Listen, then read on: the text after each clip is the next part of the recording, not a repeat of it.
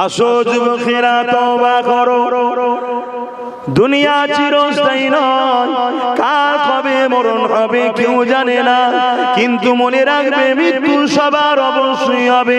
কুল্লু নাফসিন যায়িকাতুল মউত, প্রতিটা নাফসকে মৃত্যু স্বাদ চাখতে হবে। এ যুবকেরা, তরুণীরা, বাপেরা, কবরটা কিরকম হবে? তুমি যদি দুনিয়া জমিনে আল্লাহকে রাজি করে যেতে পারো, নবী পাকের তরিকা সুন্নাহ অনুযায়ী জীবন গড়তে পারো, ন্যায়ের পক্ষে অন্যায়ের বিরুদ্ধে থাকতে পারো, তাহলে কবরটা তোমার জন্য বেহেশতের একটা বাগিচা বানিয়ে দেবে। আর যদি তুমি দুনিয়া জমিনে আল্লাহ নাফরমানি করে নবী পাকের সুন্নাহ ছেড়ে দিয়ে দুনিয়ার লোভ লালসায় অন্যায় অত্যাচার করে বেড়াও, আল্লাহ দ্বীন থেকে মুখ ফিরিয়ে নিয়ে বিজাতিদের অনুসরণ করো, ইসলাম বিদ্বেষীদের কালচার মেনে চলো, অন্য জাতিদের অনুসরণ করে চলো, মনে রাখবে কবরের জমিনে তোমাকে মুসলমান হিসাবে হয়তো জানাজাটা দেওয়া হবে। মিনহা খালাকনাকুম ওয়া বিহা নুঈদুকুম ওয়া মিনহা নুখরিজুকুম তারাতান উখরা বলে মাটি দেওয়া হবে। কিন্তু মনে রাখবে ওই কবরের জমিনটাকে আল্লাহ জাহান্নামের একটা টুকরা করে দেবে, যেখানে 99টা সাপ দেওয়া হবে, একটা সাপের দুটো করে মুখ থাকবে। ওই সাপ যদি দুনিয়ায় নিঃশ্বাস ফেলে এই জমিনে আর কাজ বাজাবে না। এ যুবকেরা, আমি আমার বাপ দাদুর কথা শোনাচ্ছি না, আমি কালামুল্লাহ আল্লাহর কথা শোনাচ্ছি, আমি রাসূলুল্লাহর কথা শোনাচ্ছি। বিশ্বাস যে করে সেই তো ঈমানদার, যে বিশ্বাস করে না সে তো বেঈমান। এ যুবকেরা, তরুণীরা, বাপেরা, এরপরে হলো ময়দানে মাশর। ওই ময়দানে মাশরে আল্লাহ জিজ্ঞাসা করবে, ওরে আমার বান্দা বান্দি রে, তোরা আমার জমিনে আমাকে সিজদা করেছিলিস কি বল? সবাই বলবে করেছিলাম। যারা সিজদা করেছে তারাও বলবে, যারা করেনি তারাও বলবে, কেননা দুনিয়ায় মিথ্যা বলে বলে বলে এত অভ্যাস খারাপ হয়ে গেছে। আল্লাহ পাকের কুদরতি ময়দানে মাশরে গিয়ে মিথ্যা কথা বলবে। ওই জায়গায় আল্লাহ পাক বলবে, তোমরা কেমন ভাবে সিজদা করেছিলে আমাকে একটুখানি দেখাও। ওই সময় যারা দুনিয়ায় সত্যিকারে সিজদা করেছিল, সঙ্গে সঙ্গে তারা আল্লাহু আকবার বলে জমিনে ময়দানে মাশর সিজদায় পড়ে যাবে। কিন্তু এই জমিনে যারা সিজদা করেনি তারা চেষ্টা করবে, কিন্তু মাথা নত করতে পারবে না। এই পিঠে যে মেরুদণ্ডের হাড়টা রয়েছে, এই হাড়কে আল্লাহ পাক স্ট্রেট হওয়ার হুকুম করে দেবে, আর নত করতে পারবে না। এখানেই ধরা পড়ে গেল। আল্লাহ পাক ফেরেশতাদেরকে বলবে, এদেরকে নিয়ে গিয়ে জাহান্নামে নিক্ষেপ করো। জাহান্নাম শুনতে বড় ছোট কথা, কিন্তু মনে রাখবে জাহান্নামীরা পিপাসা যখন পাবে তাদেরকে যে পানটা করানো হবে, জাহান্নামীদেরই শরীরে পচা দুর্গন্ধময় শরীরেরই পচা রক্ত গন্ধ এমন করে পচগুনো টগবগ করে ফুটবে। ওইটাই জাহান্নামের গিলাসে দেওয়া হবে, যেখান থেকে পান করবে সঙ্গে সঙ্গে গলে গলে চলে যাবে, আবার অটোমেটিক গজাবে, আবার পান করবে, আবার অটোমেটিক গজাবে। দুনিয়ায় মৃত্যু আছে, জাহান্নামে কিন্তু মৃত্যু নাই।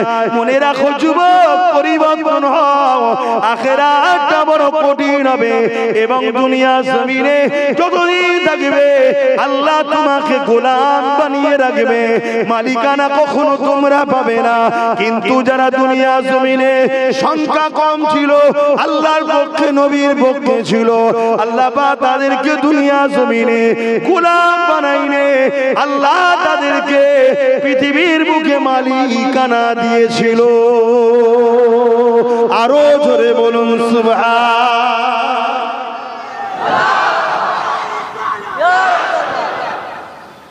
অথচ মুসা আলাইহিস সালাম আল্লাহকে বললেন, ও রব্বি আল্লাহ, আমি আপনার সঙ্গে কথা বলছি, আর কি কেউ আপনার সঙ্গে কথা বলবে? আল্লাহ বলেছিল, মুসা আমার একদল স্পেশাল বান্দা বান্দি আছে, তারা আমি আল্লাহ আমার সঙ্গে কথা বলবে। তুমি আমার সঙ্গে কথা বলছো, তোর পারে এসে তারা যে খানে খুশি দাঁড়িয়ে আমি আল্লাহ আমার সঙ্গে কথা বলতে পারবে। ও হযরত মুসা রে, তুমি আমার সঙ্গে দেখা করছো, হাজার হাজার 70,000 পর্দা নূরের পর্দার ভেতর থেকে এবং 10,000 বছরের রাস্তা একটা পর্দা দিয়ে আর একটা পর্দা। এ মুসা, তারা যখন আমার সঙ্গে কথা বলবে তাদের আর আমার বিচখানে কোনো পর্দা থাকবে না। এ মুসা রে, তুমি আমার সঙ্গে কথা বলছো, এই কথা বেশিক্ষণ বলতে পারো না, একটা নির্দিষ্ট টাইম পর্যন্ত বলতে পারো, কিন্তু আমার স্পেশাল বান্দা বান্দীরা যতক্ষণ খুশি আমার সঙ্গে কথা বলতে পারবে। মুসা আলাইহিস সালাম জানতে চাইলে, ও রব্বি আল্লাহ, তারা কারা?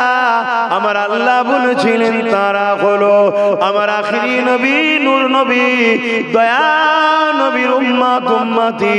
যখন তারা নামাজে দাঁড়াবে আমি আল্লাহ 70,000 পর্দাকে সরিয়ে দিয়ে একেবারে ডাইরেক্ট আমার সঙ্গে দেখা হয়। ডাইরেক্ট আমাকে তারা যদি দেখতে না পায়, আমি আল্লাহ দেখছি, এটা যেন তারা মাথায় রাখে এবং মনে রাখবে। তারা যখন কোরআন তেলাওয়াত করবে, কোরআন তো কালামুল্লাহ, আমার কথা, তারা আমি আল্লাহ আমার সঙ্গে কথা বলতে থাকে।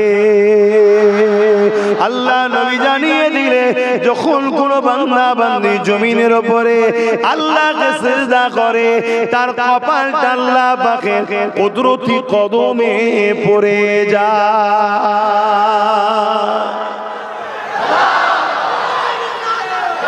কিন্তু আজ আমরা কতটা দুর্ভাগ্য আমাদের, দেখুন এরকম একটা নিয়ামত আমরা ছেড়ে দিচ্ছি।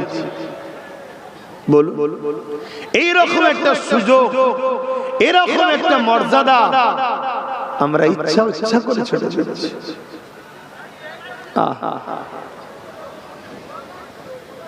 মনে রাখবেন, আমাকে খারাপ দিলে আমার কিচ্ছু যায় আসে না।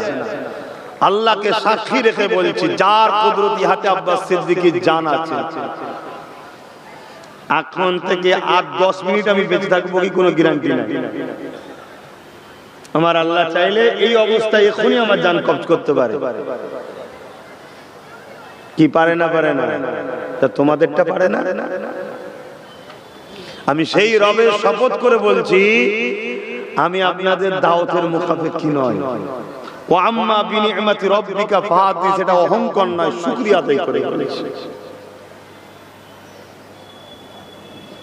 আপনি আমায় কিছু ভাবেন নাই ভাবেন, যা মনে করেন, মনে রাখবেন হাওড়া জেলার মুসলমান তোমরা সবথেকে বেশি টার্গেটে আছো। আমার কথা ভাষা নাও ভালো লাগতে পারে, মুসলমান তেমনি টার্গেটে। হাওড়া জেলার মুসলমান তোমরা সবথেকে বেশি টার্গেটে। যদি বলেন কি অপরাধ আমাদের, তোমাদের অপরাধ কিছুই না। কি করছো মোবাইলে, নবীর মেম্বারে বসে এসব কি করছো? এমনি মাথাটা গরম হয়ে আছে, কথা বুঝে আসছে? ভালোভাবে বসো, আর নাই চলে যাও। তোমরা সব থেকে বেশি টার্গেটে কেন? তোমাদের হাতে আল্লাহ কাঁচা পয়সা দিয়েছে। মুসলমান ধনী হোক, এটা ইসলামের দুশমনরা চায় না। তোমরা ভিখারি হোক, এটা ইসলামের দুশমনরা চায়। তা তোমাদের হাতে এই যে কাঁচা অর্থ আল্লাহ দিয়েছে, এজন্য তোমাদের উপরে টার্গেটও বেশি এবং তোমাদের খরচের স্টাইলটাও সবাই পছন্দ করে না। তোমরা যেভাবে টাকা উড়াও, যেভাবে বিভিন্ন জায়গায় যাও, তুমি কি ভাবছো তোমাকে কেউ দেখছে না? প্রত্যেকটা মুসলমানের পিছনে শয়ে শয়ে চোখ লাগানো আছে। এই বিপদ থেকে তোমাদের বাঁচাবার রাস্তা তোমরা নিজেরাই বন্ধ করে দিচ্ছ। একমাত্র তো আল্লাহ ছাড়া আমাদের কেউ নেই, তিনি তোমাদের বাঁচাবেন। হাসবুনাল্লাহু ওয়া নি'মাল ওয়াকিল, নি'মাল মাওলা ওয়া নি'মান নাসির। কিন্তু আমরা তো তিনারও কাজ করি না, তিনিও তো নারাজ আমাদের উপরে।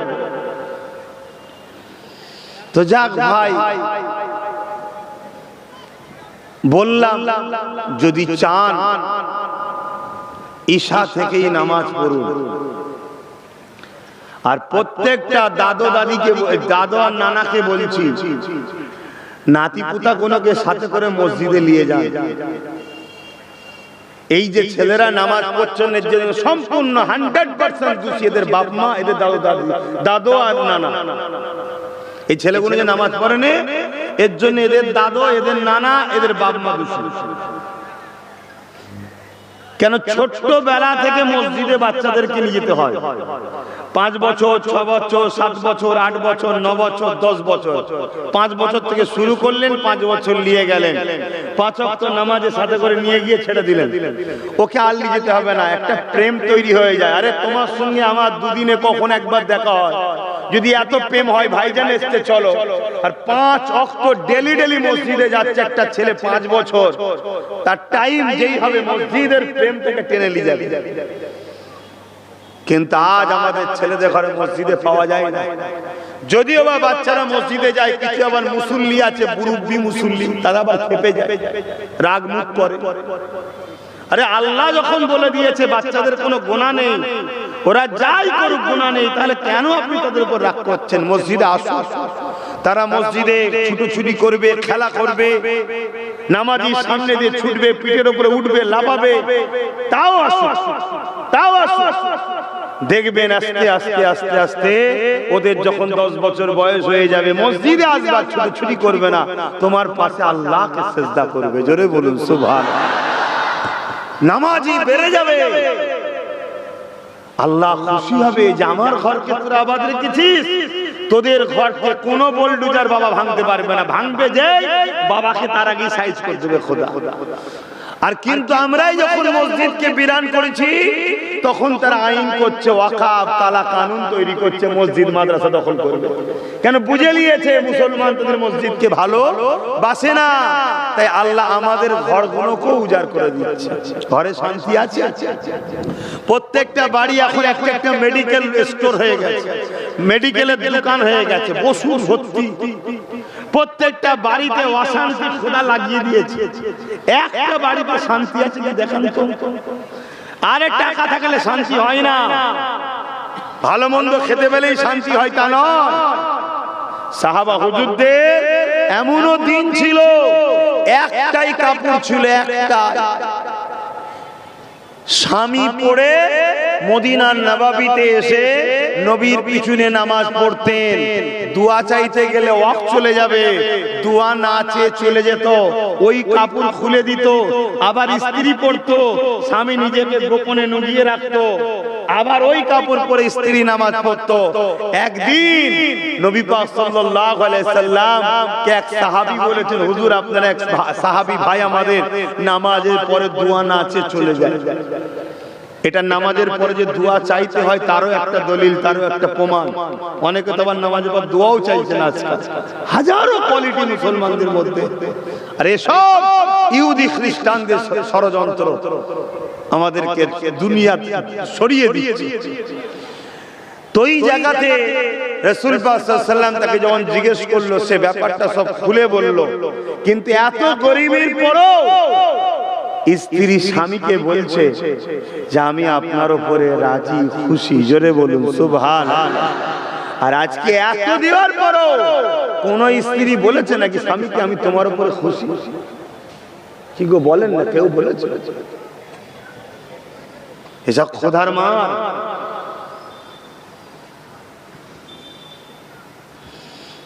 কি বধ করো বলেন তো? হেড অফিস তো গরম হয়ে আছে। হ্যাঁ, দেখো দুঃখ লাগলো। জন ছেলে যাদের সেজদা নবীদের সেজদার সঙ্গে আল্লাহ তুলনা করেছে। জোরে বলুন সুবহানাল্লাহ। বনি ইসরাইল নবীদের সেজদার সঙ্গে যুবকদের সেজদাকে আল্লাহ তুলনা করেছে। এই জমিনে আল্লাহ পানি দিতে চাই না, শুনে রাখো। এই জমিনে আসমানকে আল্লাহ সিল তামার মতো লোহার মতো করে দিতে চায়, এত পাপী রয়েছে। কিন্তু আমার আল্লাহ ফেরেশতাদেরকে বলে আমি আবার দিই। কেন? এই যুবক যুবতীদের মধ্যে একদল আছে যারা আমাকে সিজদায় পড়ে কাঁদে। জোরে বলুন সুবহানাল্লাহ। তাদের উপরে আল্লাহ দেখে খুশি হয়ে যায় যে আবার পানি দেয়। আর পানি না হলে কি হবে বুঝতে পারছো তো? পানিকে আমরা জীবনের অপর নাম কি? পানি। হযরতে আর একটা কথা বলি বাপ, আর একটা কথা বলি, একটুখানি বলি। হযরতে গাউসুল আজম পিরানবী দস্তগীর বড় পীর আব্দুল কাদের জিলানী আল বাগদাদি আল হাসানী আল হুসাইনি তিনি মুরিদদেরকে বলছেন, শোনো বাবা মুরিদেরা, প্রতিদিন শুকর যখন চোখ খোলে, শুকর চেনো? কথা বলছো না? জানো তো নাকি? আমরা ভালোবাসি না ঘৃণা করি? কথা বলে ঘৃণা করি, অপবিত্র নাপাক ঘৃণা করি।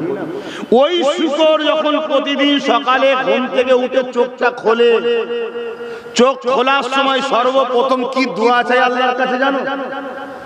আল্লাহ, আমি যেন প্রথম চোখটা খুলে খুলে বেনামাজির মুখ যেন না দেখি। শুনছেন? তাহলে বেনামাজিকে একটা শুকর সেও ঘৃণা করে, আর আমরা সেই নামাজ ইচ্ছা করে ছেড়ে দিচ্ছি।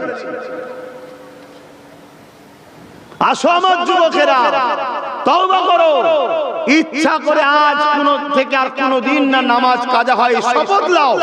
শয়তান তো তোমাকে পিছন থেকে টানছে জাহান্নামে নিয়ে যাওয়ার জন্য। তুমি শয়তানকে ধিক্কার জানিয়ে কেন তুমি তোমার রবের কাছে আসছো না? যে রব তোমাকে কত ভালোবাসে, যে রব তোমাকে কত ভালোবাসে। আর এটাও শোনো, তোমাকে এত ভালোবাসে, তুমি যদি একবার সিজদায় পড়ে বলতে পারো যে মালিক আমি অনেক ভুল করেছি, আমি আজ থেকে তওবা করছি, চোখের কোণাতে যদি ক্ষুদ্র পরিমাণ পানি বার করতে পারো, যেমন মায়ের পেট থেকে বেরিয়েছে ভাই ছোট ছোট বাচ্চাগুলো যেমন এখন কোনো গুনাহ নেই, এই রকম বেগুনাহ আল্লাহ তোমাকে আমাকে বানিয়ে দেয়। জোরে বলুন সুবহানাল্লাহ। আর যদি চোখ দিয়ে পানি নাও বার করতে পারো, কান্নার মতো যদি মুখটা করো, একজন দেখলে যেন বলে আরে ওর রবের কাছে, প্রভুর কাছে, আল্লাহর কাছে কাঁদছে। আমার আল্লাহ নবী বলছেন আল্লাহ তাকেও কান্নাওয়ালাদের সঙ্গে শামিল করে জীবনে যা গুনাহ আছে আল্লাহ সব মাফ করে দেয়। জোরে বলুন সুবহানাল্লাহ। আসো যুবকেরা তওবা করো, দুনিয়া চিরস্থায়ী নয়, কার কবে মরণ হবে কেউ জানে না, কিন্তু মনে রাখবে মৃত্যু সবার অবশ্যই হবে। কুল্লু নাফসিন যায়িকাতুল মউত, প্রতিটা নফসকে মৃত্যু স্বাদ চাখতে হবে। এ যুবকেরা, তরুণীরা, বাপেরা, কবরটা কিরকম হবে? তুমি যদি দুনিয়া জমিনে আল্লাহকে রাজি করে যেতে পারো, নবী পাকের তরিকা সুন্নাহ অনুযায়ী জীবন গড়তে পারো, ন্যায়ের পক্ষে অন্যায়ের বিরুদ্ধে থাকতে পারো, তাহলে কবরটা তোমার জন্য বেহেশতের একটা বাগিচা বানিয়ে দেবে। আর যদি তুমি দুনিয়া জমিনে আল্লাহ নাফরমানি করে নবী পাকের সুন্নাহ ছেড়ে দিয়ে দুনিয়ার লোভ লালসায় অন্যায় অত্যাচার করে বেড়াও, আল্লাহর দ্বীন থেকে মুখ ফিরিয়ে নিয়ে বিজাতিদের অনুসরণ করো, ইসলাম বিদ্বেষীদের কালচার মেনে চলো, অন্য জাতিদের অনুসরণ করে চলো, মনে রাখবে কবরের জমিনে তোমাকে মুসলমান হিসাবে হয়তো জানাজাটা দেওয়া হবে। মিনহা খালাকনাকুম ওয়া বিহা নুঈদুকুম ওয়া মিনহা নুখরিজুকুম তারাতান উখরা বলে মাটি দেওয়া হবে। কিন্তু মনে রাখবে ওই কবরের জমিনটাকে আল্লাহ জাহান্নামের একটা টুকরা করে দেবে, যেখানে 99টা সাপ দেওয়া হবে, একটা সাপে দুটো করে মুখ থাকবে। ওই সাপ যদি দুনিয়ায় নিঃশ্বাস ফেলে এই জমিনে আর খাস বাজাবে না। এ যুবকেরা, আমি আমার বাপ দাদুর কথা শোনাচ্ছি না, আমি কালামুল্লাহ আল্লাহর কথা শোনাচ্ছি, আমি রাসূলুল্লাহর কথা শোনাচ্ছি। বিশ্বাস যে করে সেই তো ঈমানদার, যে বিশ্বাস করে না সে তো বেঈমান। এ যুবকেরা, মায়েরা তরুণীরা বাপেরা এরপরে হলো ময়দানে মাশর। ওই ময়দানে মাশরে আল্লাহ জিজ্ঞাসা করবে, ওরে আমার বান্দা বান্দি রে, তোরা আমার জমিনে আমাকে সিজদা করেছিলিস কি বল? সবাই বলবে করেছিলাম। যারা সিজদা করেছে তারাও বলবে, যারা করেনি তারাও বলবে। কেননা দুনিয়ায় মিথ্যা বলে বলে বলে এত বাস খারাপ হয়ে গেছে, আল্লাহ পাকে কুদরতি ময়দানে মাশরে গিয়ে মিথ্যা কথা বলবে। ওই জায়গায় আল্লাহ পাক বলবে, তোমরা কেমন ভাবে সিজদা করেছিলে আমাকে একটুখানি দেখাও। ওই সময় যারা দুনিয়ায় সত্যিকারে সিজদা করেছিল, সঙ্গে সঙ্গে তারা আল্লাহু আকবার বলে জমিনে ময়দানে মাশরে সিজদায় পড়ে যাবে। কিন্তু এই জমিনে যারা সিজদা করেনি তারা চেষ্টা করবে কিন্তু মাথা নত করতে পারবে না।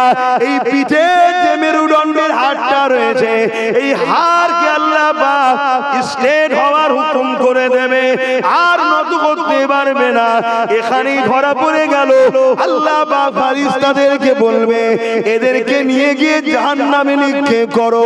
জাহান্নাম শুনতে বড় ছোট কথা, কিন্তু মনে রাখবে জাহান্নামীরা পিপাসা যখন পাবে তাদেরকে যে পানটা করানো হবে, জাহান্নামীদেরই শরীরে পচা দুর্গন্ধময় শরীরেরই পচা রক্ত গন্ধ এমন করে পচগুনো টগবগ করে ফুটবে।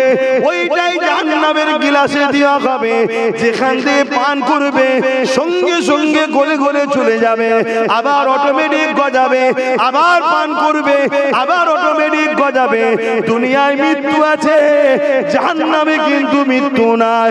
মনে রাখো যুবক, পরিবর্তন হও, আখিরাতটা বড় কঠিন হবে। এবং দুনিয়া জমিনে যতদিন থাকবে আল্লাহ তোমাকে গোলাম বানিয়ে রাখবে, মালিকানা কখনো তোমরা পাবে না। কিন্তু যারা দুনিয়া জমিনে সংখ্যা কম ছিল, আল্লাহর পক্ষে নবীর পক্ষে ছিল, আল্লাহ পাক তাদেরকে দুনিয়া জমিনে গোলাম বানাইনে আল্লাহ তাদেরকে পৃথিবীর বুকে মালিকানা দিয়েছিল। আরো জোরে বলুন সুবহান।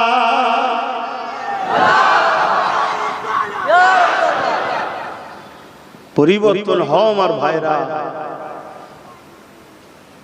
যে মেঘলা ভারতের আকাশে যে কালো মেঘ উঠেছে তোমরা বুঝতে পারছো না, এই মেঘলাতে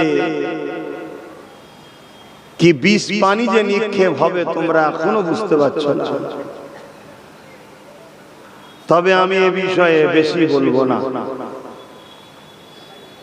এসেছিলাম একটা বিষয় আলোচনা করা, কিন্তু সে লাইন তো নাই। বর্তমান ভারতের পরিস্থিতিকে নিয়েই হয়তো আলোচনা করতাম, পরিস্থিতি সেদিকে নাই। তো যাক, আমি এতটুকু বলি,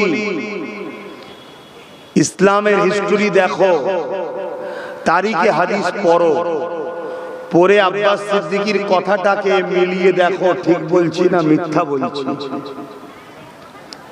যেদিন আমাদের সংখ্যা বেশি ছিল সেদিন আমরা দুনিয়ায় লাঞ্ছিতই হয়েছি। যখন আমাদের সংখ্যা কম হয়েছে, অর্থাৎ চিটে উড়ে গিয়ে সলিড ছিল, আল্লাহ সেদিনই কিন্তু তাদের হাতে বিজয়ও দিয়েছে। জোরে বলুন সুবহানাল্লাহ। অতএব ইসলাম কখনো সংখ্যা দিয়ে জেতে নেই, ইসলাম কখনো অস্ত্র দিয়ে জেতে নেই, ইসলাম কখনো ম্যান পাওয়ার দিয়ে জেতে নেই, ইসলাম কখনো মানি পাওয়ার দিয়ে জেতে নেই। ইসলাম যতবার বিজয় ও কামিয়াবি হয়েছে, ইমানদার মুমিন মুসলমানের ইমানের পাওয়ারে আল্লাহর সাহায্যে জিতেছে। জোরে বলুন সুবহানাল্লাহ। আজ আমরা ধ্বংসের কারণ, আমরা নামে তালপুকুর ঘটি ডোবে নেই, আমরা নামে মুসলমান, আমাদের কাজ কাম উঠা বসা চাল চলন কথাবার্তায় ইসলাম পাওয়া যাচ্ছে না। সমাজ নীতি, ধর্ম নীতি, রাজনীতি, এডুকেশন নীতি, পরিবার নীতি, প্রতিবেশ নীতি, রাষ্ট্রনীতি, অর্থনীতি, কোন জায়গাতেই আমাদের রসুল নাই। আমরা ব্যবসা করি, মানুষকে ধোঁকা দিই। ইসলামে ব্যবসা হারাম। যতগুলো পয়সা হবে সম্পূর্ণ পয়সা হারাম। ওই পয়সাকে বিসমিল্লাহ বলে খেলেই কাফের। শুনছেন তো নাকি? শুনছেন? তাহলে আজকে আমরা ধ্বংস হব না তো কারা হবে? এই যে চারিদিকে দেখছি কুপিয়ে কুপিয়ে মারছে, দেখে বড় ব্যথা হচ্ছে না? হ্যাঁ,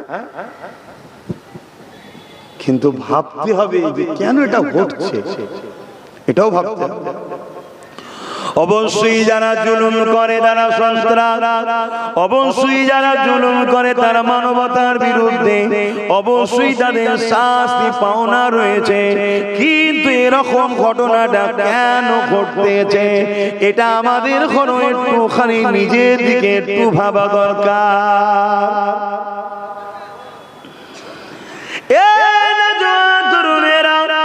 আর্ধেক পৃথিবীর শাহীনশাহ হযরত ওমর ফারুক রাদিয়াল্লাহু তাআলা হুজুরকে মারার জন্য গোয়েন্দা চলে এসেছে, জাসুস চলে এসেছে, হুজুরকে গোপনে গোপনে হত্যা করে দেবে, শহীদ করে দেবে। কিন্তু হুজুরের খবরটা পাওয়ার জন্য এক ব্যক্তিকে জিজ্ঞাসা করেছে, আমি আমিরুল মুমিনিন খলিফাতুল মুসলিমিন হযরত ওমর ফারুকের সঙ্গে দেখা করতে চাই, আমার কিছু জরুরি মশলা তেনার কাছে জানা রয়েছে। ওই মানুষটা জানিয়ে দিলে, ওই যে দূরে একটা গাছ দেখতে পাচ্ছ, ওই গাছের তলায় যিনি শুয়ে রয়েছেন ইনি হলেন আর্ধেক পৃথিবীর শাহীনশাহ।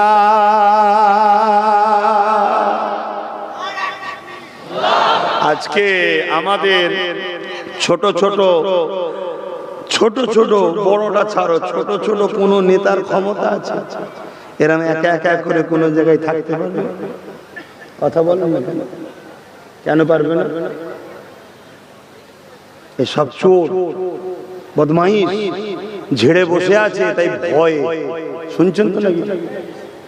আর হযরত ওমর ফারুক আর্ধেক পৃথিবীর রাজা, আর্ধেক পৃথিবীর শাহীনশাহ, কোথায় শুয়ে আছে? একটা গাছ তলাতে। সুযোগ বুঝে তাড়াতাড়ি আগিয়ে এসেছে, অস্ত্র বার করেছে, কিন্তু কাছে এসে দেখছে আর্ধেক পৃথিবীর শাহীনশাহ বালির উপরে খাজুর গাছের গুড়িকে থেতো করে নরম করা মাথায় দিয়ে শুয়ে আছে। তার দিলে খাটকা দিল যে আমাদের এলাকার ছোট ছোট রাজাদের রাজকীয় ব্যাপারই আলাদা। সোনার খাট ছাড়া সই নেই, সোনার টয়লেট ছাড়া টয়লেট করে না, সোনার চামচ ছাড়া সোনার প্লেট ছাড়া খাই নেই। আর আজকে ইনি আর্ধেক পৃথিবীর রাজি অবস্থা কেন? তিনার মধ্যে কৌতূহল জাগে, না মেরে অস্ত্র রেখে দিচ্ছে। এই যে ঘটনাগুলো ঘটছে কার ইশারায়? এইখানটা কবজা কারো চলে না, হৃদয় অন্তরের কবজা একমাত্র আল্লাহর হাতে। একটা লোক তোমাকে মারতে এসেছে, আল্লাহ তাকে কবজা করে তোমার গোলামও বানিয়ে দিতে পারে। যেমন ওমর ফারুক রাসূলুল্লাহকে শহীদ করতে গিয়েছিল, আল্লাহ কবজা করলেন, রাসূলুল্লাহর গোলাম বানিয়ে দিলেন। জোরে বলুন সুবহানাল্লাহ। অতএব এখানে রাজ আল্লাহ চলে, অন্তরে কারো পাওয়ার চলে না। তো ওর মধ্যে আল্লাহ এমন দিল, ওর মধ্যে খটকা লাগলো, ওর নাম মেরে দিয়ে রেখে দিচ্ছে। যে হুজুরকে ডাকছে, হুজুর উঠলেন যে আপনি কি আর্ধেক পৃথিবীর শাহীনশাহ ওমর ফারুক? আপনার এই অবস্থা, এখানে শুয়ে আছেন, কি ব্যাপার? ও জনগণ আমাকে দায়িত্ব দিয়েছে, আর্ধেক পৃথিবী দায়িত্ব দিয়েছে, আমি তো মালিক নয়। কথা শুনুন, জনগণ আমাকে দায়িত্ব দিয়েছে, আপনি আমাদের পরিচালনা করবেন, আপনি আমাদের নেতা, কিন্তু আমি মালিক তো নয়। মালিক তো একজনই, তিনি কে? জোরে বলো। অতএব আমি যদি জনগণের অর্থ নিয়ে আত্মসাৎ করি, তাহলে সেটা আমার ইসলামে হারাম, কিয়ামতের দিন তার কৈফিয়ত আমায় দিতে হবে। এই চিন্তা কি আমাদের মধ্যে আছে? আমাদের মধ্যে নাই। বাপেরা, নওজোয়ান তরুণেরা, ইসলাম যতটা শুনতে সহজ, নিজে জীবনে পালন করাটা অতটা সহজ নয়।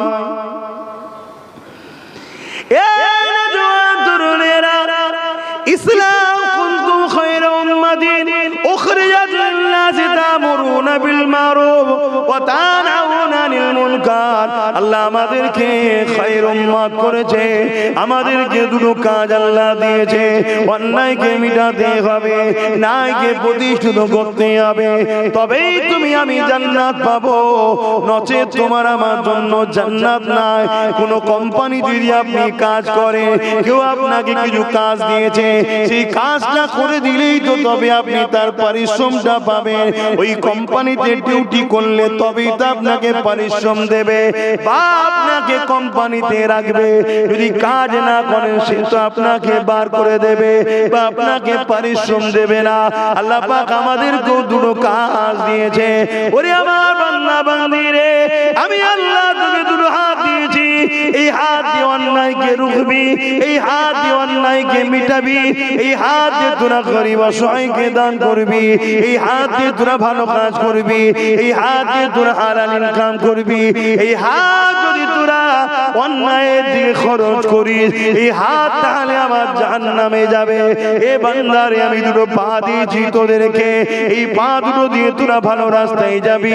এই পা তোদেরকে আমি দিয়েছি, এই পা দিয়ে তোরা শয়তানের রাস্তায় যাবি না। আমি আল্লাহ আমি দিয়েছি আমার রাস্তায় যাবি। এই পা দিয়ে হালাল ইনকামের জন্য যাবি। তোরা যখন হালাল ইনকামের জন্য এই পা দিয়ে হেঁটে হেঁটে যাবি, প্রতিটা কদমে কদমে আমি আল্লাহ নেকি দেব। হালাল ইনকাম করাটাও একটা নেকি। আপনি যদি হালাল ইনকামের জন্য রওনা দেন, ওই অবস্থায় যদি আপনি ইন্তেকাল করেন, আল্লাহ আপনাকে শহীদের দরজা দেবে। জোরে বলুন সুবহানাল্লাহ। শহীদের অনেক কোয়ালিটি আছে ভাই, সব কটা এক শহীদ নয়। আবার উজু হালে কেউ মারা যায়, ইন্তেকাল যদি করে সেও শহীদ। কথা বুঝে আসছে? তো সেই সম্মান আল্লাহ সম্মানিত করবে কেন? তুমি হালাল রুজির জন্য আল্লাহর রাহে যাচ্ছ, হালাল রুজির তালাশে বেরিয়েছো, ওটা আল্লাহর রাহেই থাকা। তাহলে আল্লাহ পা দিয়েছে, বান্দা তুই এই কদমে হাঁটবি। আমি তোকে প্যারালাইসিস বা জন্মগত ভাবে পঙ্গু করতে পারতাম, কিন্তু আল্লাহ পারে না, পারে না। আর এখনো আল্লাহ পা কেড়ে নিতে পারে না, পারে না। কত জন ছেলে সামান্য একটা কি বিমার হয়েছে, ডাক্তারের কাছে গেছে, পরে পা আস্তে আস্তে অসাড় হয়ে গেছে, আর পাই চলছে না। কেউ বলছে ভুল চিকিৎসা, আমি ভুলটিকে যাব না, আমি এতটুকুতে যাব, তোমাকে যিনি দিয়েছিলেন তিনি কেড়ে নিলেন। পারে না, পারে আমারটা কাটতে পারে না, পারে না। হ্যাঁ, অতএব আল্লাহ দিয়া পায় আমাদের যুব সমাজ মেলায় যায়, ফাংশনে যাও যুবক, পরিবর্তন হও। নাচ গান ফাংশন, খেলা মেলা জুয়া, তারপরে শরাবী চরিত্রহীন খুনি ডাকাত অন্যায়কারী নেতাদের মুখ দেখতে যাও তোমরা এই পা দিয়ে হেঁটে হেঁটে। কিন্তু আল্লাহ দিয়া পা দিয়ে উচিত ছিল তোমাদের মসজিদে যাওয়া, আল্লাহ দিয়া পা দিয়ে উচিত ছিল তোমাদেরকে আলেমের কাছে যাওয়া, আল্লাহ দিয়া পা দিয়ে গরিব দুঃখী এতিম বিধবাকে সাহায্য করার জন্য যাওয়া, আল্লাহ দিয়া পা দিয়ে বাপ মার কাছে যাওয়া, তাদের সঙ্গে কথা বলবো তাই হেঁটে যাওয়া। এটাই উচিত ছিল, হালাল ইনকামের জন্য পা খরচ করে যাওয়া। কিন্তু আজ আমরা কি করছি? পা দিয়ে মনে রাখবেন আল্লাহ বা ছাড় দিয়েছে, ছেড়ে দেয়নি। আল্লাহ বা ফেরাউনকেও ছাড় দিয়েছিল, ছেড়ে কিন্তু আল্লাহ দেয়নি। মনে রাখবেন আল্লাহ বা জবানে কথা দিয়েছে, এই জবানের বাণীকে আল্লাহ বন্ধ করে দিতে পারে।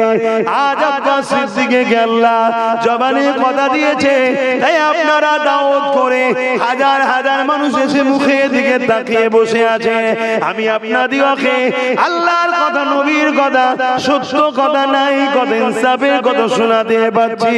যদি আমার আল্লাহ আমাকে জবানে ভাষা না দিত, জবানে যদি কথা না দিত, আল্লাহ যদি আমাকে বুবা বানিয়ে দিত, এ যুবকেরা তোমরা আমাকে দাও তো করতে না, কেউ এসে আমার কাছে মুখে দিয়ে তাকিয়ে বসে থাকতে না। আহা কত দয়া করেছে আল্লাহ। ঠিক তেমনই তোমাদেরকে আল্লাহ জবানে কথা দিয়েছে, এই কথা দিয়ে তুমি মাকে ডাকছো, ডাকছো, এই জবানের কথায় বাপকে ডাকছো, এই জবানের কথায় পরিবার স্ত্রী সন্তানকে ডাকছো, এই জবানের কথায় একে অপরের সঙ্গে কথা বলছো। কে তোমাকে দিল? তোমার উচিত সবার বিষয় যেমন কথা বললে, যিনি জবানে কথা দিয়েছে সেই আল্লাহু আকবার বলে কেন সিজদায় পড়ে গিয়ে তুমি বললে না সুবহান রাব্বিল আলা, সুবহান রাব্বিল আলা, সুবহান রাব্বিল আলা?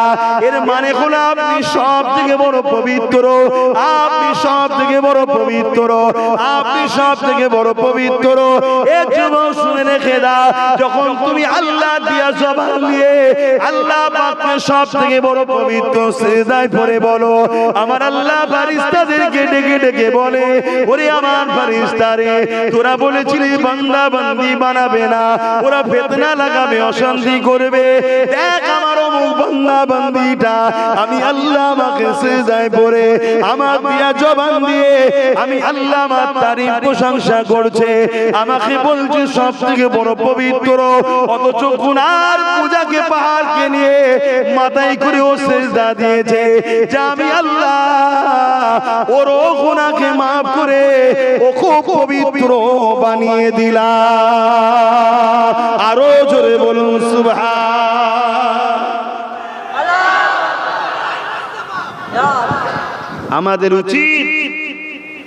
আমাদের উচিত সিজদা দিয়া এই জবান আল্লাহ ডাকা। হ্যাঁ, দুনিয়ার প্রয়োজনের জন্য তো আল্লাহ দিয়েছে, মাকে ডাকবো, বাপকে ডাকবো, কিন্তু আজকে আমরা এই জবানে কি করছি? ইসলাম বিদ্বেষীদের পিছনে ঘুরে বেড়াচ্ছি। এই জবানে এমন এমন স্লোগান দেয় আমার মুসলিম সমাজ, যে স্লোগানের মধ্যে শিরক আছে, যে স্লোগানের মধ্যে কুফরি আছে, শিরক আছে, যে স্লোগান দিলে সঙ্গে সঙ্গে ইসলাম থেকে বেরিয়ে যাবে। আমাদের মুসলিম সমাজের লাখো মানুষ এই স্লোগান দিচ্ছে। বেঈমানদের ষড়যন্ত্র, এটা ইসলামকে মিটাবে যারা, ইসলামকে মিটাতে যারা চায় তাদের ষড়যন্ত্র।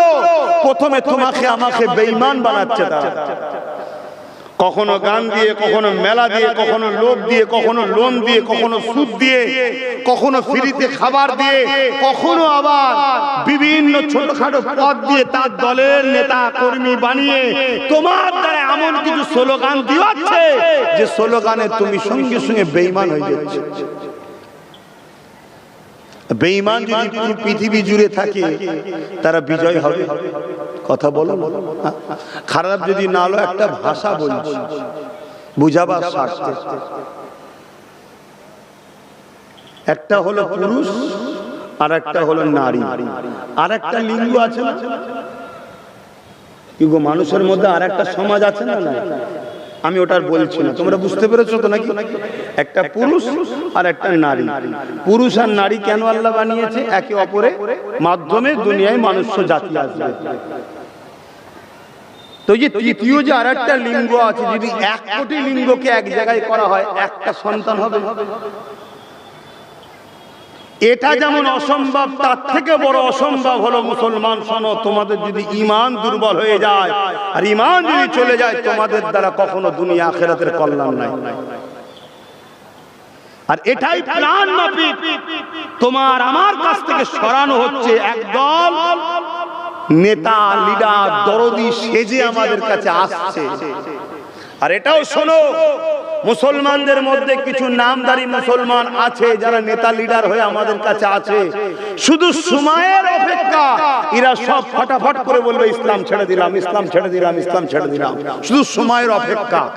ইতিহাস পড়া ছাত্র আমরা রোমের ইতিহাস পড়েছি, আমরা স্পেনের ইতিহাস পড়েছি। স্পেনও হাজার হাজার মুসলমান দরদি ছিল। যখনই পুরো স্পেনকে খ্রিস্টানরা দখল করে দিল, সেই সকল মুসলিম নেতারা সঙ্গে সঙ্গে ঝুপঝাপ লাভ মেরে খ্রিস্টান হয়ে গেল। বলো তোমরা কি করবে? ইসলাম ছেড়ে দেবে? আর যদি ছেড়ে দাও ইসলামের, তাহলে শেষ হয়ে যাবে নাকি? আরে তোমার ধ্বংস হয়ে যাবে, ইসলামের কি যায় আসে না। ইসলাম আমার মুখাপেক্ষী নয়, আমি ইসলামের মুখাপেক্ষী। আব্বাস সিদ্দিকীর মতো কোটি আব্বাস সিদ্দিকী চলে গেল, ইসলামের কিছু যায় আসে না। আমার দরকার ইসলামকে। ইসলাম মানে কি?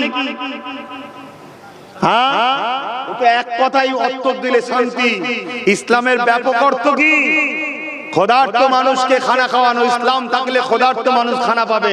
ইসলাম মানে কি? মা বাপের সম্মান দেয়। ইসলাম থাকলে মা বাপ সম্মান পাবে। তুমি একদিন বাপ হবে, তোমার স্ত্রী একদিন মা হবে। ইসলাম যদি থাকে তোমার বাচ্চা কোনো তোমাদের সম্মান দেবে। আর যদি ইসলাম না থাকে তোমার বাচ্চা তোমাকে কেটে টুকরো টুকরো করে ফ্রিজে ভরে দেবে। ভাষা কি খারাপ লাগছে নাকি? সমাজে ঘটছে না ঘটনে? ইসলাম মানে কি? নারীর নিরাপত্তা। ইসলাম যদি না থাকে ওই আমেরিকার মতো প্রতি 1 সেকেন্ডে নারী ধর্ষণ হয়, খুন হয়। ইসলাম মানে কি? মানুষের অধিকার দেওয়া। ইসলাম থাকলে অধিকার পাবে। ইসলাম মানে কি? দাসত্ব প্রথাকে ভেঙে চুরমার করে দিয়ে মানুষকে আজাদ করা। মানুষ কখনো মানুষের দাস দাসী হবে না। আর ইসলাম যদি না থাকে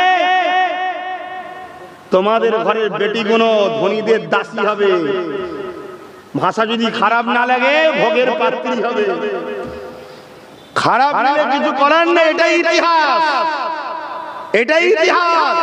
ভারতবর্ষে ইতিহাস আবার আনতে চাইছে, কিন্তু মনে রাখবে ইসলামই এদের বাধার কারণ হয়েছে। তাই ইসলাম কিনা মিটাতে চাইছে, কিন্তু ইসলাম কোন মায়ের লাল মিটাতে পারেনি আর আগামীতে পারবে না। কিন্তু তোমরা মিটে যাবে যদি ইসলাম থেকে দূরে থাকো।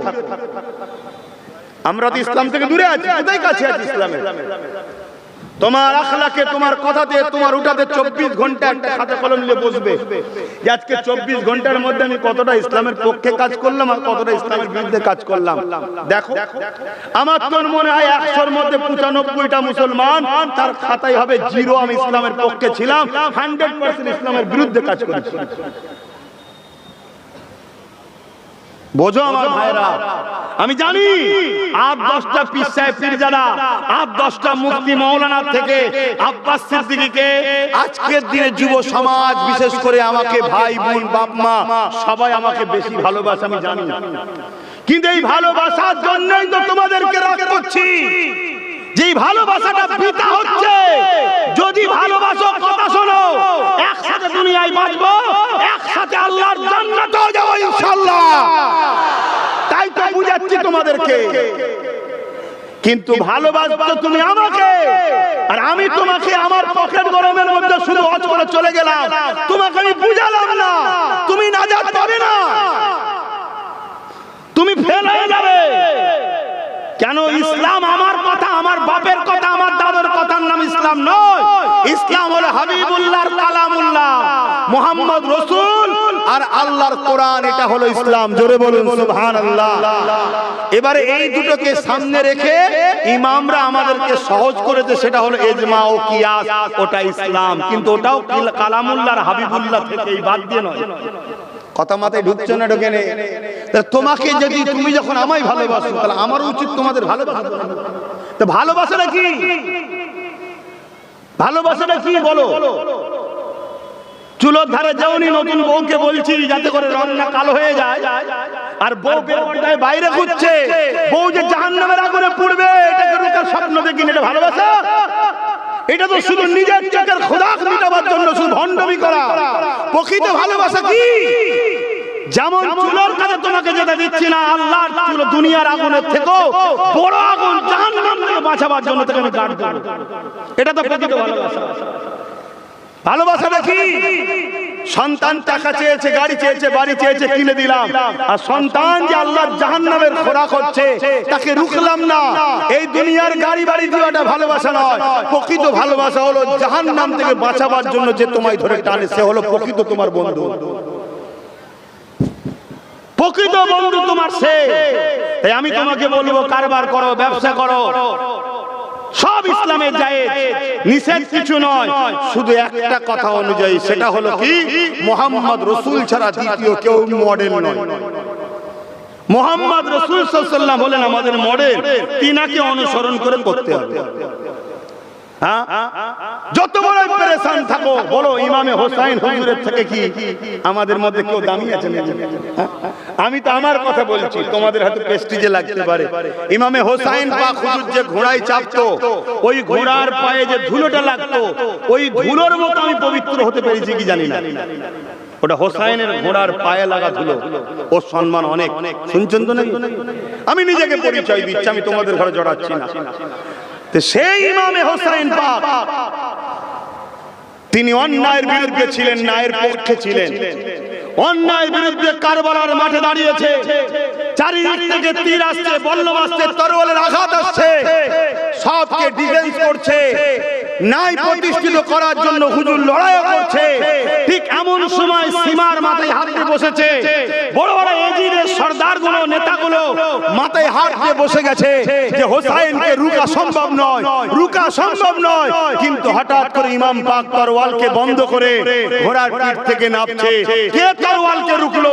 এরকম একটা লড়াইয়ের ময়দানে ইমামে হোসাইন পাক নামাজকে সম্মান করেছে, নামাজের জন্য লড়াই বন্ধ করে দিয়েছে। জোরে বলুন সুবহানাল্লাহ, আরো জোরে বলুন সুবহানাল্লাহ। যে জায়গায় ইমাম হোসাইন পাকের নামাজ ছাড়া শরিয়ত অনুযায়ী জায়েজ ছিল, মাসলাই জায়েজ, জান বাঁচানো ফরজ, নামাজও ফরজ, কিন্তু ইমাম পাক বলল না, আমি হলাম লিডার, পুরো বিশ্বের যুব সমাজ আমাকে দেখে ফলো করবে। আমি যদি আজকে যুদ্ধের ময়দানে নামাজ ছেড়ে দিই, এই যুব সমাজ, এ বেরা বলবে নাচার বাহানা দেখাবে।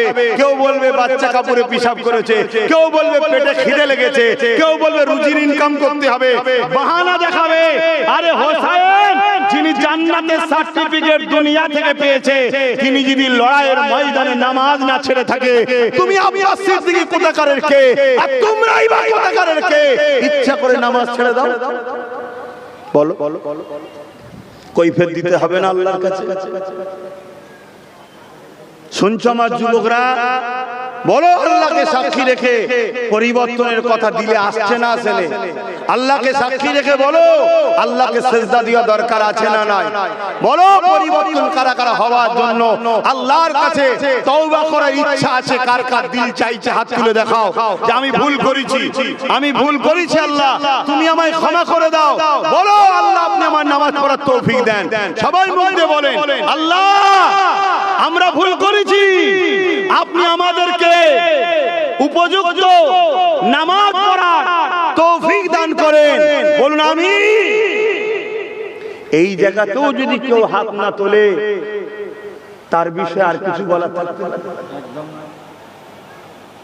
তবে হ্যাঁ, দুঃখের সাথে বলতে হয়, এ সমাজে আবার কিছু ভণ্ড বাবা বেরিয়েছে, কিছু ভণ্ড বাবা বেরিয়েছে, এরা শয়তানের চেলা। আরে যেখানে মুহাম্মদ সাল্লাল্লাহু আলাইহি সাল্লাম তিনি নামাজ ছাড়েন, তুমি কে লড়ছায়? হ্যাঁ, কিছু বাবা বেরিয়েছে, নামাজ পড়ে না, মুরিদকেও নামাজ পড়তে বলে না, বলে নামাজ নাকি দিলে দিলে হয়। শয়তানকে খেতে দিবি না, বলবি দিলে দিলে খা, দিলে দিলে খা। আজকে আমরা নামাজ থেকে কত দূরে সরে গেলাম, আল্লাহ আমাদের উপরে নারাজ হয়ে গেল। এই রকম সময় দেখেছি আবার ভণ্ড মেয়েদের মতো বড় বড় চুল রাখে, পার্সোনাল মেয়েদের দিয়ে, আর বাকি বলছি না, গুজুর গুজুর গুজুর গুজুর, যেগুলো অন্য ধর্মের মধ্যে পাওয়া যেত। আমি কাউকে ব্যক্তিগত আঘাত করছি না, অন্য ধর্মের দাবিদার করে কিছু লোকেরাম বদমাইশি করত। আজকে ইসলামের লেবাস দিয়ে মুসলমান সেজে, আর আমরাও কত অশিক্ষিত যে আমাদের বোনকে, আমাদের মাকে, আমাদের বেটিদেরকে পার্সোনাল ভাবে তার কাছে পাঠায়। লানাতে জাতির উপরে, এই জন্যই তো হচ্ছে। এখনো সাবধান হন, মাপকাঠি শরিয়াতের কোন পীর পীরজাদা মুফতি মাওলানা নয়, শরিয়াতের মাপকাঠি হলো কিতাবুল্লাহর হাবিবুল্লাহ। আমরা অনেক সহজে ধর্ম পেয়েছি, তাই ধর্মের উপরে গুরুত্ব নাই। আইয়ামে জাহিলিয়াতের যুগটা কেমন ছিল? নিজের বাপ নিজের বেটিকে জ্যান্ত পুঁতে দিত। আজকে আমার মা বোনেদের বোঝা দরকার, এই যে আজকে আমি সম্মান পাচ্ছি, আমার বাপ আমাকে সম্মান করছে, এটা মুহাম্মদ সাল্লাল্লাহু আলাইহি সাল্লামের মেহনতের ফল। মুহাম্মদ সাল্লাল্লাহু আলাইহি সাল্লাম লোকের বাড়ি বাড়ি গিয়ে তাদেরকে বুঝিয়েছে যে কন্যা সন্তান হলে কেন মারছো, কন্যার কি অপরাধ, স্রষ্টা কাউকে পুত্র সন্তান, কাউকে কন্যা করে বানিয়েছে, এই নারীটার কি অপরাধ, একে কেন মারছো? উপরন্তু আমি মুহাম্মদ রসুল বলছি কারো ঘরে যদি কন্যা সন্তান হয় এর মানে ওই বাপকে জান্নাতের সুসংবাদ দিল। জোরে বলুন সুবহানাল্লাহ। আল্লাহ নবী বুঝাচ্ছে কারো ঘরে যদি একাধিক পুত্র সন্তান থাকে সে জান্নাতে যাবে। এই সার্টিফিকেট আমি রসুল দিতে পারছি না, এ বিষয়ে আল্লাহ আমাকে জানায়নি, তবে আল্লাহ জানিয়েছে কারো ঘরে যদি পরপর 3টে কন্যা সন্তান হয় ওই বাপ যদি 3টে কন্যা সন্তানকে খোদার খুশি মতো খোদার রাস্তায় চালিয়ে বিবাহ দিয়ে দিতে পারে, ওই 3 কন্যার বাবা আর আমি রাসূলুল্লাহ আগুন তুলে দেখিয়েছে যেমন পাশাপাশি আল্লাহর জান্নাতে পাশাপাশি থাকবো। জোরে বলুন সুবহানাল্লাহ। তাহলে আমার মায়ের জাতদের বোঝা উচিত।